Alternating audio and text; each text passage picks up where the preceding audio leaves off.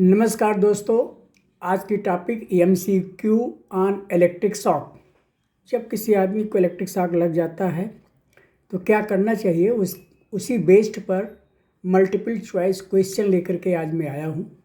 जिसमें पहला क्वेश्चन है कि what is the first action during an electric shock. जब किसी आदमी को इलेक्ट्रिक शॉक लग जाता है तो सबसे पहले हमें क्या करना चाहिए। हमारे पास 4 ऑप्शंस हैं। ऑप्शन ए है गिव वाटर, पानी देना चाहिए। ऑप्शन बी में टच द विक्टिम को, जिसको शॉक लगा है उसको टच करना चाहिए। या ऑप्शन सी है स्विच ऑफ पावर सप्लाई को बंद करना चाहिए। या ऑप्शन डी है अप्लाई आयरनमेंट अप्लाई करना चाहिए। तो इसमें सही ऑप्शन होगा option C, switch off power supply. दूसरा क्वेश्चन है कि why should you not touch a victim directly जो है जिसको शॉक लगा है उसको टच नहीं करना चाहिए। क्या रीज़न हो सकता है? 4 ऑप्शन हैं। ऑप्शन ए है इट्स वेस्ट ऑफ टाइम, इस समय की बर्बादी है इसीलिए उसको टच नहीं करना चाहिए। ऑप्शन बी है you may also get shock, आपको भी शॉक लग सकता है। ऑप्शन सी है इट कॉज बर्न, इससे जल सकते हैं। ऑप्शन डी है इट स्टॉप्स ब्रीथिंग, इससे सांस रुक सकती है। तो सही ऑप्शन है option B, you may also get shock. जब किसी को शॉक लगा है अगर तुरंत उसको हम टच करेंगे तो हमें भी शॉक लग जाएगा। क्वेश्चन नंबर 3 है कि which material is safe to separate the victim from electricity से जिसको शॉक लगा है उससे उसको सेपरेट करने के लिए किस मटेरियल का यूज़ करना चाहिए, किस मटेरियल की सहायता से या किस मटेरियल को हेल्प ले करके हम विक्टिम को, जिसको शॉक लगा है, उससे और इलेक्ट्रिसिटी को अलग कर सकते हैं। तो ऑप्शन ए है कि आयरन का रॉड लेकर के इसको कर सकते हैं। ऑप्शन बी वेट क्लॉथ, भीगा हुआ कपड़ा यूज़ करके उसको अलग कर सकते हैं। या option C dry wooden stick या सूखी लकड़ी की छड़ी। या ऑप्शन डी है कॉपर वायर की हेल्प से अलग कर सकते हैं। तो दोस्तों इसका सही आंसर होगा option C, dry wooden stick.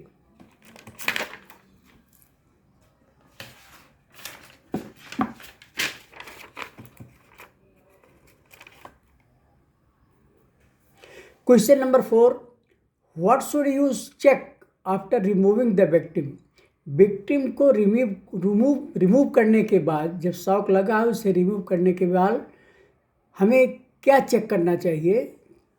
तो ऑप्शन ए है उसके क्लॉथ को चेक करना चाहिए। ऑप्शन बी है ब्रीथिंग एंड पल्स, उसकी सांस और नस में जो वेन, हार्ट की धड़कन है वो चल रही है कि नहीं। ऑप्शन सी है उसके टेम्परेचर को चेक करना चाहिए। या ऑप्शन डी उसके हाइट को चेक करना चाहिए। तो सही आंसर है option B, breathing and pulse.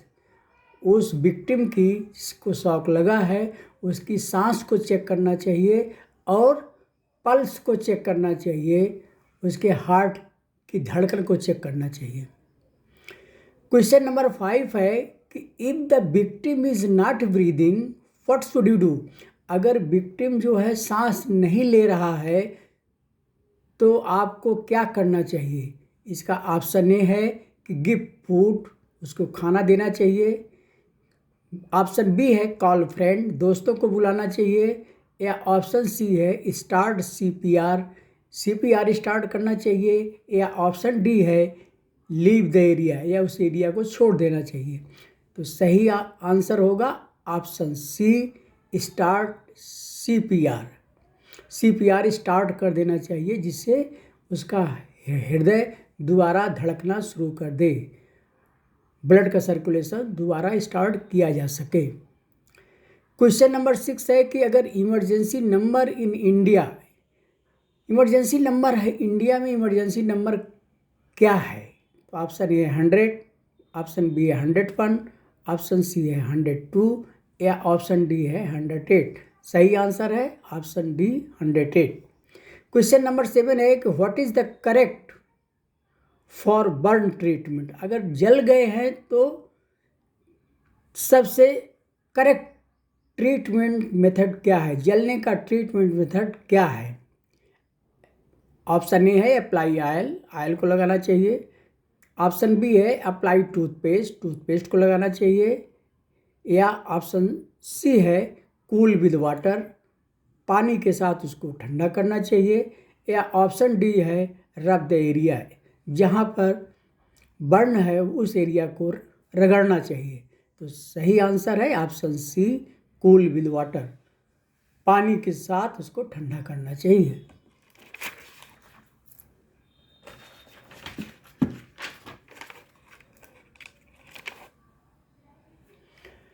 Question number 8 है which is not safe to use during rescue. Rescue के समय क्या यूज करना सुरक्षित नहीं है। तो नंबर ए है, ऑप्शन ए है कि रबर का ग्लोव, ऑप्शन बी है कि प्लास्टिक का ऑब्जेक्ट, ऑप्शन सी है कि मेटल का रॉड, या ऑप्शन डी है ड्राईवुड। इन चारों ऑप्शन में ऑप्शन सी मेटल रॉड जो कि सेफ नहीं है ड्यूरिंग रेस्क्यू। जब किसी आदमी को शॉक लगा है, अगर उसको हम रेस्क्यू कर रहे हैं तो उस समय मेटल रॉड का यूज़ नहीं करना चाहिए। क्वेश्चन नंबर 9 है कि इलेक्ट्रिकल बर्न्स क्या कहलाता है। Number 1 only external. Electrical Burns, अगर इलेक्ट्रिक से कोई आदमी जलता है तो उसका ऑप्शन ए है ओनली एक्सटर्नल, केवल बाहर ही जलता है। ऑप्शन बी है ओनली इंटरनल, केवल अंदर का ही पार्ट जलता है। या ऑप्शन सी है बोथ इंटरनल एंड एक्सटर्नल, शरीर का इंटरनल और एक्सटर्नल पार्ट दोनों जलता है। या ऑप्शन डी है नॉट सीरियस, कि सीरियस नहीं होता है, ये जलना सीरियस नहीं होता है। इन चारों में सही आंसर है option C both internal and external. Internal और एक्सटर्नल दोनों आर्गन बॉडी के जलते हैं। क्वेश्चन नंबर 10 है कि what should you do after first aid. First aid के बाद आपको क्या करना चाहिए। ऑप्शन ए है कि सेंड होम, उसको घर भेज देना चाहिए। ऑप्शन बी है कि उसको इग्नोर कर देना चाहिए। या ऑप्शन सी है कि टेक टू हॉस्पिटल ले जाना चाहिए। या ऑप्शन डी है लेट देम स्लीप, उसको सोने देना चाहिए। तो सही आंसर है option C take to hospital, उसको हॉस्पिटल ले जाना चाहिए। क्वेश्चन नंबर 11 में है which condition is dangerous after electric shock. Electric shock लगने के बाद कौन सी कंडीशन सबसे ज़्यादा खतरनाक होती है। ऑप्शन ए है स्वेटिंग, अगर पसीना आना शुरू हो जाए तो वो सब ज़्यादा खतरनाक है। या ऑप्शन बी है इरेगुलर हार्ट बीट, अगर हृदय की धड़कन इरेगुलर हो जाए, कभी तेज़ कभी कम, कभी तेज़ कभी कम हो जाए, तो ये डेंजरस है। या ऑप्शन सी है हंगर, भूख लगना से स्टार्ट हो जाए तो वो ज़्यादा सीरियस है। या ऑप्शन डी नींद आ जाए तो वो ज़्यादा डेंजर है। इन चारों में सही आंसर है option B irregular heart beat. अगर हार्ट बीट इरेगुलर हो जाता है तो ऐसी कंडीशन सबसे ज़्यादा सीरियस होती है।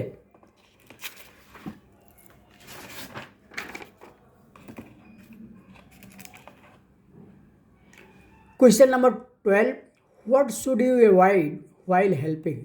जब किसी आदमी को इलेक्ट्रिक शॉक लगा है, उसकी आप मदद कर रहे हैं, तो हमें क्या अवॉइड करना चाहिए, क्या चीज़ से बचना चाहिए। नंबर 1 यूजिंग ड्राई वुड, सूखी लकड़ी का यूज़ करने से बचना चाहिए। या स्विचिंग ऑफ पावर, या पावर को बंद करने से बचना चाहिए।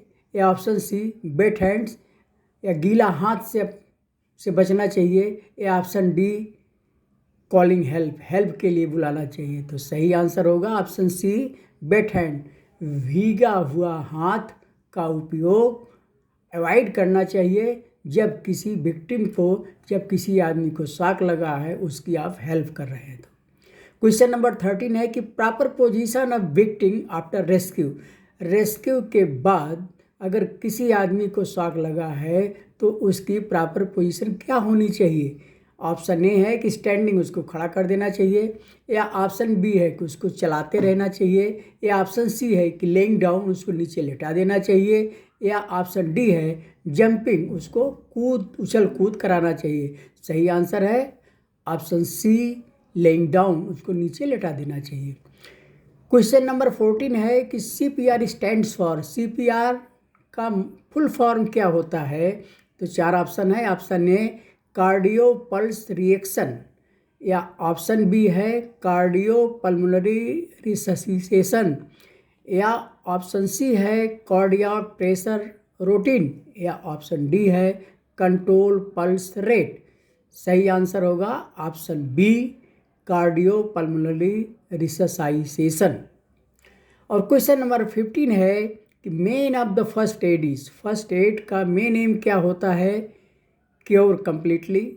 ऑप्शन ए है क्योर कंप्लीट, उसको पूर्ण रूप से क्योर करने के लिए होता है फर्स्ट एड, या ऑप्शन बी है save life and prevent further, life को बचाने के लिए और आगे ऐसी घटना ना हो उसको रोकने के लिए होता है, या ऑप्शन सी है रिप्लेस डॉक्टर, डॉक्टर को रिप्लेस करने के लिए होता है, या ऑप्शन डी है गिव मेडिसिन, मेडिसिन देने के लिए फर्स्ट एड ज़रूरी होता है। फर्स्ट एड का main M give medicine, medicine देना होता है। तो सही आंसर है save life and prevent further injury, life को बचाना और आगे इंजरी को रोकने का के लिए फर्स्ट एड का मेन एम होता है। तो दोस्तों, यदि मेरी ये वीडियो आपको पसंद आए तो लाइक और सब्सक्राइब ज़रूर कीजिए। Thank you.